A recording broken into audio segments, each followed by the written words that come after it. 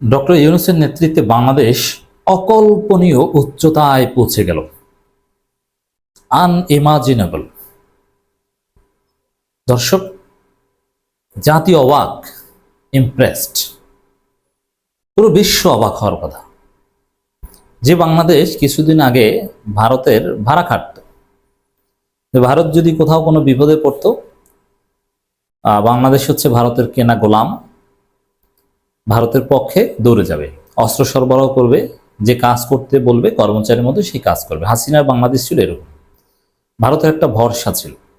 Suppose ভারতের সাথে যদি পাকিস্তানের বা কারো কোনো ঝামেলা হয়, হাসিনার কাছে যে সহযোগিতা চাইতো কেনা গোলামের মতো সেই সহযোগিতা চোখ বুজে দিতে হাসিনা বাধ্য থাকতো। এটাই ছিল ভারত বাংলাদেশ সম্পর্কের মূল ভিত্তি হাসিনার আমলে।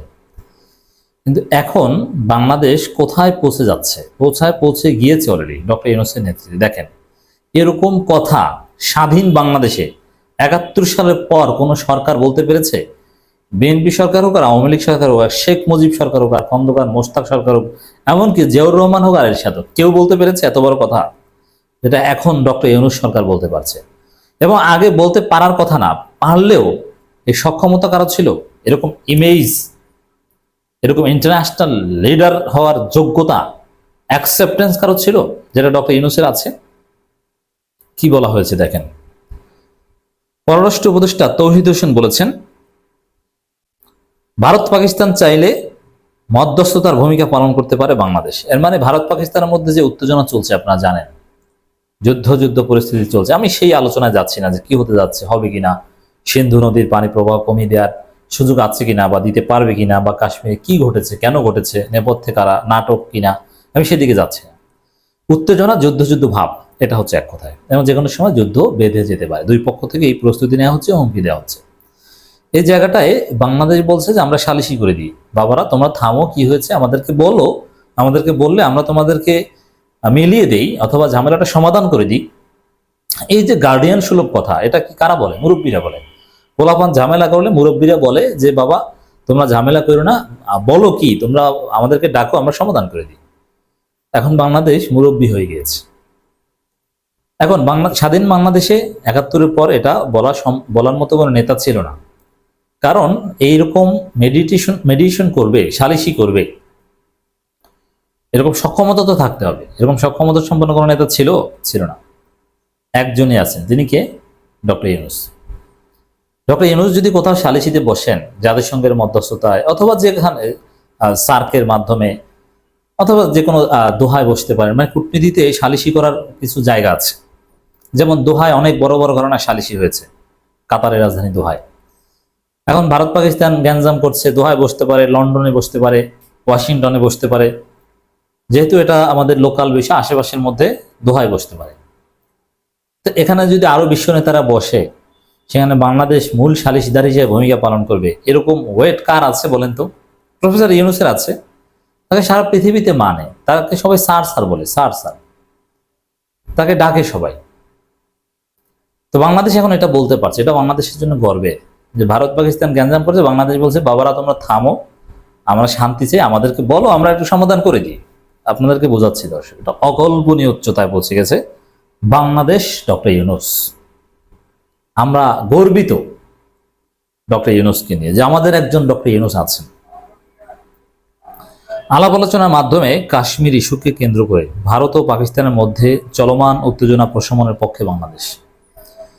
দুটি বন্ধুপ্রতিম দেশ চাইলে বাংলাদেশ মধ্যস্থতার ভূমিকা পালন করতে পারে, তবে তার আগে আকবারই কিছু করার পক্ষে নয় ঢাকা। এখন আমি মনে করি ভারত এবং পাকিস্তানের চাওয়া উচিত যে ডক্টর ইউনূসের মতো একজন মহান নেতা আছে, হাও ঝামেলায় জড়ালে কেউই জিতবে না, কেউই হারবে না, দিন শেষে দুই পক্ষই ক্ষতিগ্রস্ত হয়ে সমাধানে আসতে হবে। তার চাইতে ক্ষতি না করে, দুইটি পারমাণবিক শক্তিধর দেশ, অর্থাৎ ফাও ঝামেলা না করে ডক্টর ইউনূসের কাছে বলো তোমরা যে স্যার সমাধান করে দেন। এটা দুই দেশের জন্যই বুদ্ধিমানের কাজ। এবং ডক্টর ইউনূস এমন ব্যক্তি, তিনি চাইলে এটা সমাধান করতে পারেন, বা তার কাছে সেই ম্যাজিক আছে, ফর্মুলা আছে। তিনি বলেন আমাদের অবস্থান স্পষ্ট, আমরা শান্তি চাই দক্ষিণ এশিয়ায়, এবং এই জন্য এই শান্তি প্রতিষ্ঠার জন্য আবার সার্ককে পুনরুজ্জীবিত করার উদ্যোগ নিয়েছেন professor doctor Mohammad Yunus. SAARC থাকলে কিন্তু এখন সার্ক এখানে একটা ভূমিকা পালন করতে পারত। যদিও দ্বিপাক্ষিক বিষয় নিয়ে সার্কের কাজ করার সুযোগ কম, তারপরও সার্কের মহাসচিব চেয়ারম্যান থাকলে দৌড়ে যে একটা উদ্যোগ নিতে পারতেন, অ্যাটলিস্ট টেবিলে বসানোর একটা প্রস্তাব দিতে পারতেন। এরকম কোনো আঞ্চলিক সংগঠন এই দক্ষিণ এশিয়া নেই। আমরা জানি বিভিন্ন ইস্যুতে দীর্ঘদিন ধরে ভারত পাকিস্তানের মধ্যে সংঘাত, মহাসম্পর্ক আছে, কিন্তু আমরা চাই না যে এখানে কোনো বড় ধরনের সংঘাত সৃষ্টি হোক, যাতে এ অঞ্চলের মানুষের কোনো বিপদের কারণ না হয়ে উঠতে পারে। ভারত পাকিস্তানের সঙ্গে আমাদের সুসম্পর্ক বিদ্যমান। দেখেন এখন সাপোজ ভারত বাংলাদেশের বিরুদ্ধে এখন যে ষড়যন্ত্র করছে, এই আকামটা যদি ভারত না করতো, তাহলে প্রফেসর ইউনূস ভারত পাকিস্তান না চাইলেও একটা উদ্যোগ নিয়ে উভয়কে বসাতে পারতেন দমক টমক দিয়ে। তোমরা কি শুরু করছো, বসো, এদিকে আসো, আমি ডাকছি, এরকম একটা উদ্যোগ নিতে পারতেন। কিন্তু ভারত ডক্টর ইউনূসের বিরুদ্ধে ষড়যন্ত্র করছেন, যার ফলে ডক্টর ইউনূস এই কাজটা করবেন না বা করতে যাচ্ছেন না। তবে হ্যাঁ, অনুরোধ করলে তিনি করবেন, এটাই জানিয়েছেন।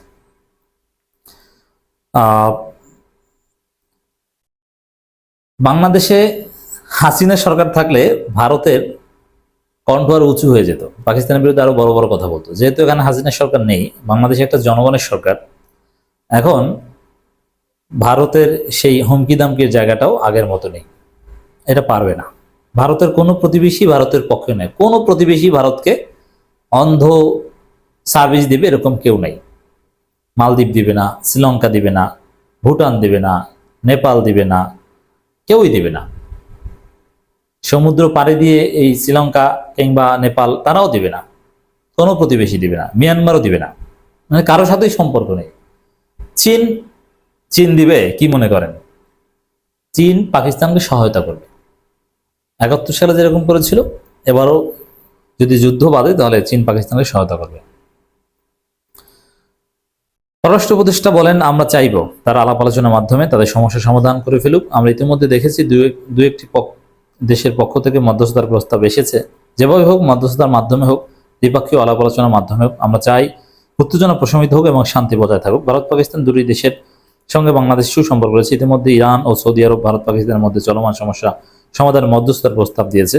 সেক্ষেত্রে বাংলাদেশের মধ্যস্থতার ভূমিকা পালন করতে পারে কিনা এমন প্রশ্নের জবাবে তৌহিদ হোসেন বলেন, আমি মনে করি না এই মুহূর্তে আমাদের মধ্যস্থ করার মতো কোনো ভূমিকা নেওয়া উচিত। আমরা চাইব তারা নিজেরা সমস্যা সমাধান করুক। তারা যদি আমাদের সহায়তা চায়, আপনারা মধ্যস্থতা করুন, তাহলে আমরা হয়তো বা যাবো, কিন্তু তার আগে আমরা আগ বাড়িয়ে কিছু করতে চাই না।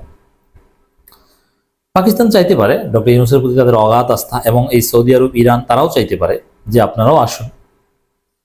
ভারত পাকিস্তানের চলমান উত্তেজনার মধ্যে প্রভাব বাংলাদেশ পড়বে কিনা জানতে চাইলে উপদেষ্টা বলেন, আধুনিক জমানায় সবকিছু সবাইকে কম বেশি প্রভাবিত করে, কাজেই কোনো কিছু আমাদের একটু প্রভাবিত করবে না সেটা আমি বলি না।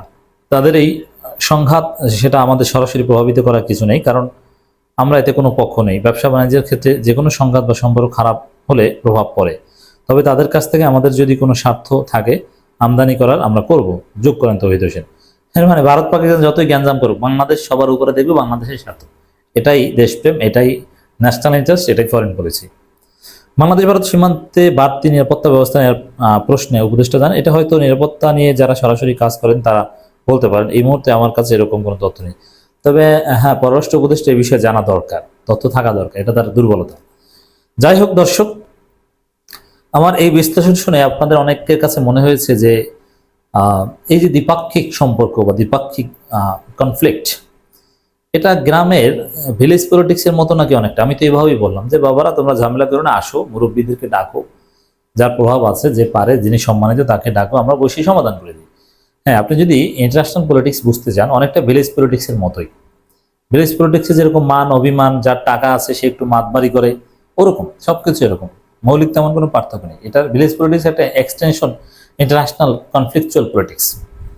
অতএব আশা করি আপনাদেরকে বোঝাতে পেরেছি যে ভারত পাকিস্তান দ্বন্দ্ব, বাংলাদেশ এবং বাংলাদেশ কোন জায়গাটায় আছে এখন। We are proud of doctor Yunus.